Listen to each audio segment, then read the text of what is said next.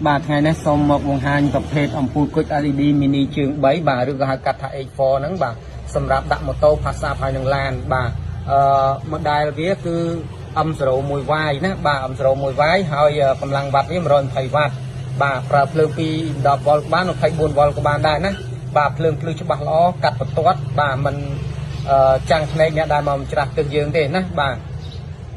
sầm rạp một tô bà được chỉ well PG1 next ấy nắng cứ bà phẩm phu chương bảy cứ dọn miền cài kiêng chọc kiêng ấy thì cứ dương đọc tầm phu trả việc tránh những đạm phu này châu nè bà sầm rạp bà một tô đẹp hơn phu chương pi được xong ấy bây giờ chọn đã ban vận tải thôi dương chọc kiêng kia nè bà chọc kiêngហើយជាពិសេសហ្នឹងគឺឡានពីច្រើនគឺត្រូវច្រើនហ្មងណាបាទដូចជា Kia Morning Samyong Hyundai Starex បាទ Starex ចាប់ពី04ដល់07ណាបាទHyundai Porter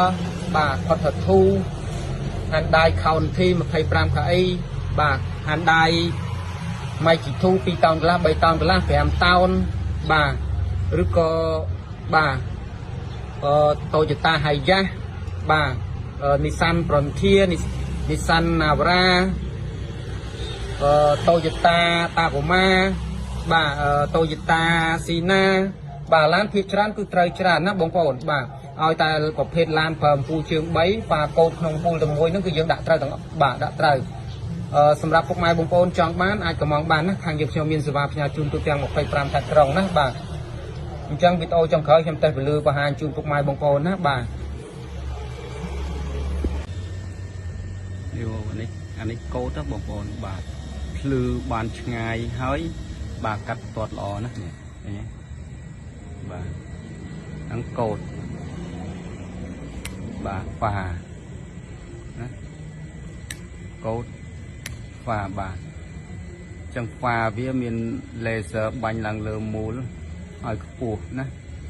បាទកោតកាត់បន្ទាត់ល្អណាហើយបើនិយាយពីចម្ងាយវិញ5-600 ម៉ែត្របាទណាបាទកាត់បន្ទាត់ស្អាតអត់ចាំងភ្នែកនេះមកពីច្រាស់ទឹកឯណាបាទភ្លើងខ្លាំងហ្នឹងបាទណា5-600 ម៉ែត្របាទចម្ងាយវាភ្លឺបាទនេះ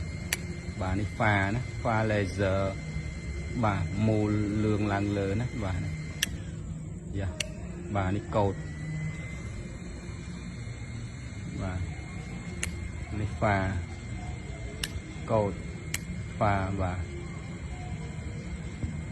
បើនិយាយពីចម្ងាយវិញគឺឆ្ងាយពុកម៉ែបងប្អូនគឺបានឆ្ងាយណាបាទ5-600 ម៉ែត្របាទណាភ្លើងកាត់បន្ទាត់